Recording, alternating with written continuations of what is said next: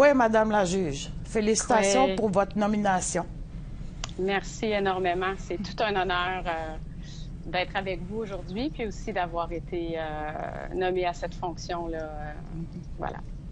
Vous jugerez quelle sorte de litige? Expliquez-nous votre rôle.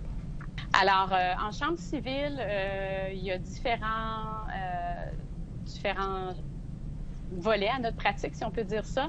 Il y a évidemment les petites créances, donc les gens qui ont des litiges de petite valeur, mais qui sont des litiges importants pour eux, donc des litiges jusqu'à 15 000 qui se présentent devant nous.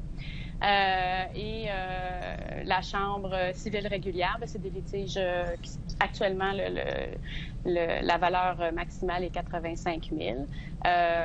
Il y a aussi tout le volet d'accompagner les parties de plus en plus vers des règlements à l'amiable. Hein. C'est l'essence du nouveau code de procédure civile. Alors, on va aussi essayer de guider les parties vers des règlements à l'amiable. Parlons maintenant de votre implication auprès de l'Université de Sherbrooke avec le recrutement des étudiants autochtones en droit. N'y avait-il pas des inscriptions réservées aux Autochtones? En fait, l'Université de Sherbrooke, ce qu'on s'est rendu compte à l'Université de Sherbrooke, et moi, je suis de cette faculté-là, j'ai eu la chance d'étudier là-bas. Il y a maintenant, mon Dieu, j'ai gradué il y a à peu près 15-16 ans là, de cette université-là. Mais ce qu'on s'est rendu compte, c'est qu'il n'y avait pas beaucoup d'étudiants autochtones qui appliquaient et surtout qui arrivaient à être admis. Alors, l'Université de Sherbrooke a décidé non pas de réserver un nombre de places déterminé, mais plutôt de modifier le processus d'admission des étudiants. Donc, au lieu de se baser uniquement sur la cotère, donc ni plus ni moins sur les notes que les étudiants ont eues là, pendant leurs études au cégep et leurs études précédentes, l'université a dit, écoutez, pour les étudiants autochtones, on va regarder de façon plus large. On va aller voir leur parcours, on va aller voir leur intérêt. On va aller vraiment regarder qui on a devant nous pour pas que les Autochtones soient pénalisés. Parce qu'on sait que des fois, dans nos communautés, l'arrivée au cégep est plus difficile. La période d'adaptation est plus longue. Il y a des défis autres. On a des membres de nos communautés qui arrivent aussi avec des enfants. Donc, c'est un peu tout ça qui a donné lieu à cette belle initiative. Actuellement, on est à peu près, là, j'ai pas les chiffres exacts, mais 125 avocats autochtones au Québec et on espère faire augmenter ce nombre-là par des belles initiatives comme ça. Mm-hmm. Vous êtes également impliqué au Centre de justice des premiers peuples. Quelle est la mission de cet organisme? En fait, je ne suis pas impliquée encore auprès de cet organisme-là. J'ai été impliquée là, pendant une période d'à peu près 1 an et demi. Et donc, jusqu'en 2018, j'ai dû là, cesser de m'impliquer auprès d'eux parce que je me suis mise à siéger sur un tribunal administratif en matière carcérale. Donc, je vous explique quand même ce bel organisme-là. Dans le fond, le but, et c'est un organisme qui est encore jeune, qui est dans les locaux du Centre d'amitié autochtone. Et le but, c'est d'accompagner les membres de nos communautés, donc les Autochtones qui font face à toutes sortes de réalités là, dans le cadre, dans le système de justice. Donc, que ce soit en matière criminelle, en matière carcérale et aussi en matière civile.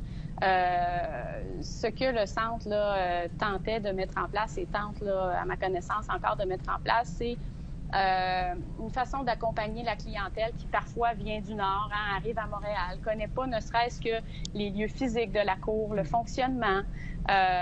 Donc, il y a un volet prévention de cet organisme-là. Puis, il y a un volet aussi accompagnement par la suite. Par exemple, ils pouvaient aller dans les pénitenciers pour aider les délinquants qui étaient sur le point d'avoir un retour en communauté, pour les aider à avoir des ressources, un point de chute. Une fois de retour en communauté. Donc, c'est un peu... c'est très large, en fait, et je pense que c'est un travail qui va se poursuivre, puis c'est un travail qui est important là, à continuer pour les prochaines années. Donc, voilà. Puis, vous êtes aussi impliqué dans le Centre de la petite enfance Soleil Levant, un CPE pour les enfants autochtones. En quoi est-ce nécessaire que d'avoir ce service en milieu urbain? Écoutez, c'est une richesse extraordinaire. Moi-même, j'ai 3 enfants, donc j'ai été impliquée auprès de ce centre-là jusqu'à il y a quelques semaines, pendant une période de presque 10 ans. Moi, quand je suis arrivée à Montréal, je ne pensais pas que mes enfants pourraient grandir au quotidien dans la culture autochtone et j'ai eu la chance de trouver ce CPE-là qui venait tout juste d'ouvrir. Et écoutez, les locaux, dans les locaux, il y avait des touches autochtones. Il y avait aussi une aînée qui venait quelques fois par semaine chanter des chants traditionnels avec les enfants, jouer du tambour. Il y avait aussi des repas traditionnels qui étaient partagés avec les enfants. Puis c'est un lieu aussi d'échange parce qu'on se retrouvait avec plusieurs parents de différentes communautés qui se rejoignaient là et qui partageaient leur quotidien ensemble. Mais c'était pas réservé uniquement aux familles autochtones. Donc, c'était aussi la rencontre entre des familles autochtones et non autochtones. Alors, pour moi, c'est essentiel.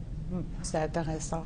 Merci d'avoir été avec nous, Madame la juge. Je vous souhaite une belle carrière. Yamé. Merci. Je partage cet honneur-là avec tous les membres de notre communauté. Merci.